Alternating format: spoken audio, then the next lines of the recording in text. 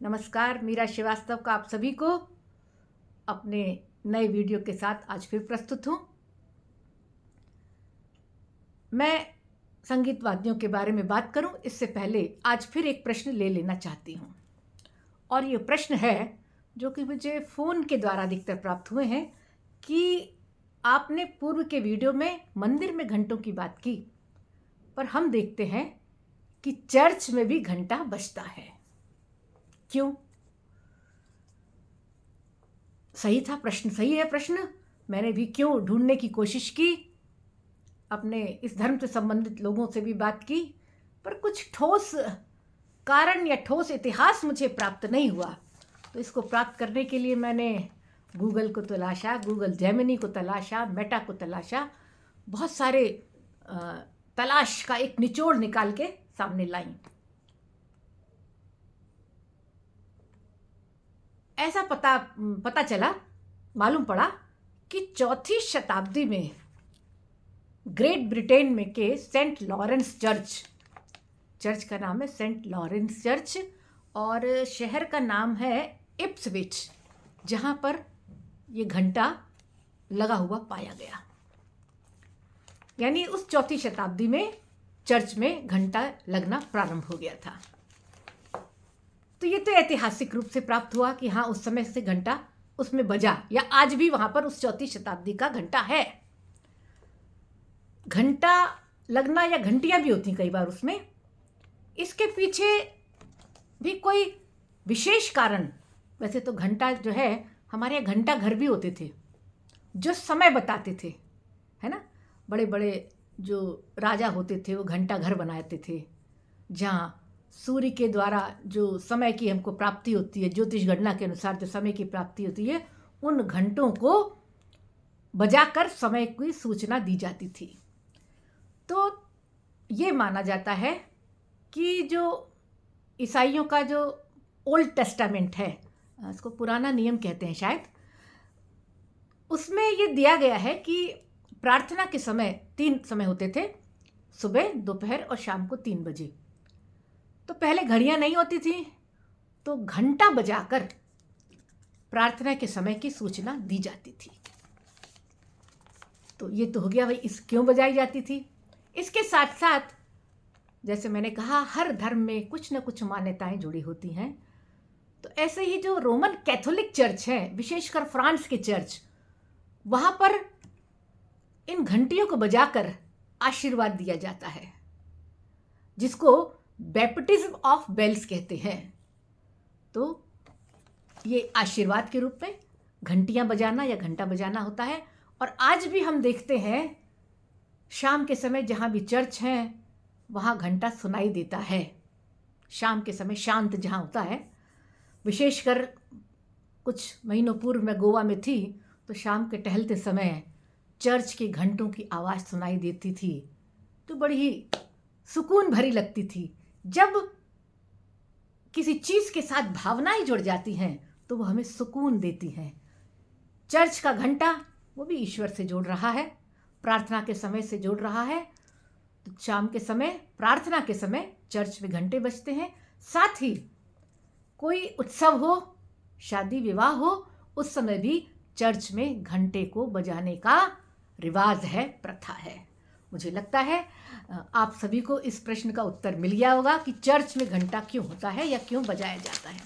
चलिए आगे बढ़ते हैं। ढोल के वाद्य यंत्र, ढोल या ढोलक जो बजाने वाला वाद्य है, उनके वाद्य यंत्रों के बारे में हम बात कर रहे थे। और आज मैं आपके सामने 2 प्रकार की ढोलक लेके आई हूँ जो कि दक्षिण भारत की है ना। अधिकतर हम ये मान लेते हैं कि दक्षिण भारत में तो ढोलक वोलक नहीं बजाई जाती, क्योंकि घर घर में वहाँ ढोलक नहीं होती है।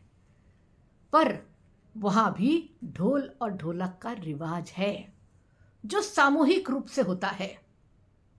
उसमें सबसे पहले मैं आपको थविल तमिल शब्द है, थविल नाम के एक ढोल के बारे में बताना चाहूँगी। इसका चित्र मैं आपको बताती हूँ। ये चित्र है,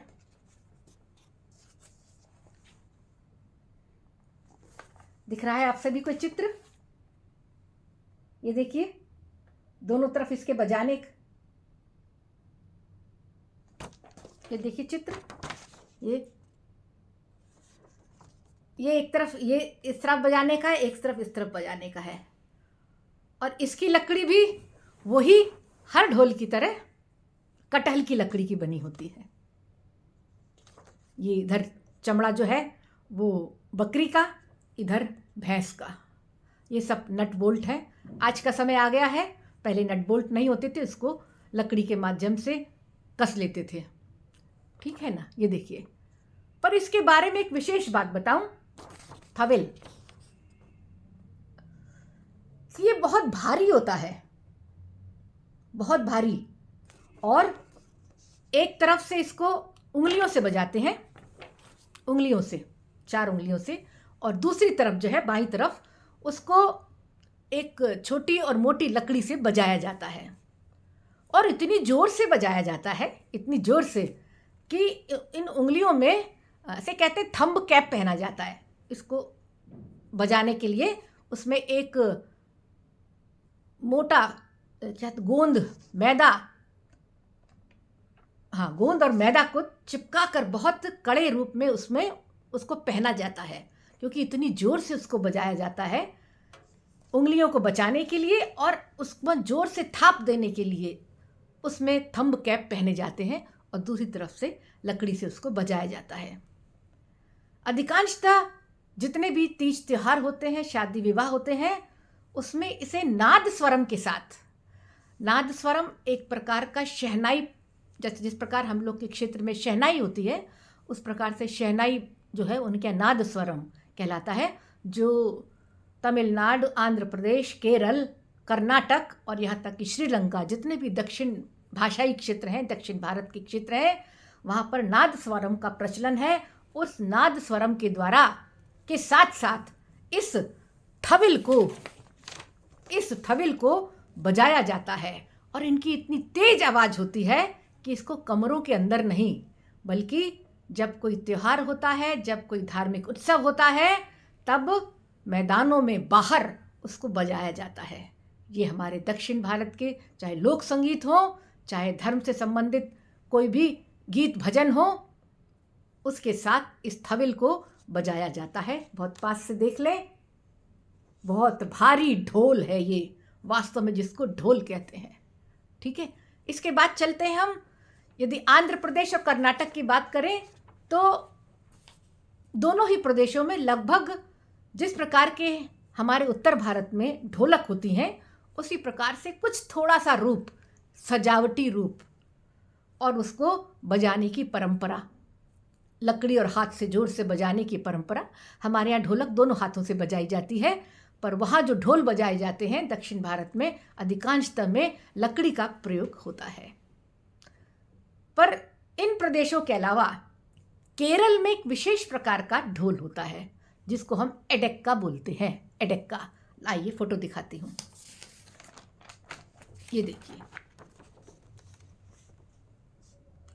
ये है केरल का एडेक्का। देख रहे हैं आप, बड़े ही सुंदर ढंग से इसको सजाया गया है।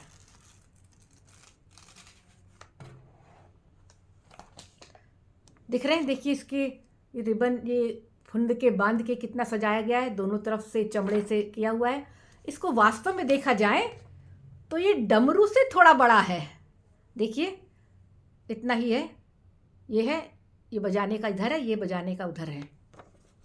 ये देखिए, डमरू में इस प्रकार से बीच में कम होता है, इसमें थोड़ा सा कम है, लगभग डमरू जैसा है, पर डमरू छोटा होता है और ये बड़ा होता है। इसका नाम है एडेक्का।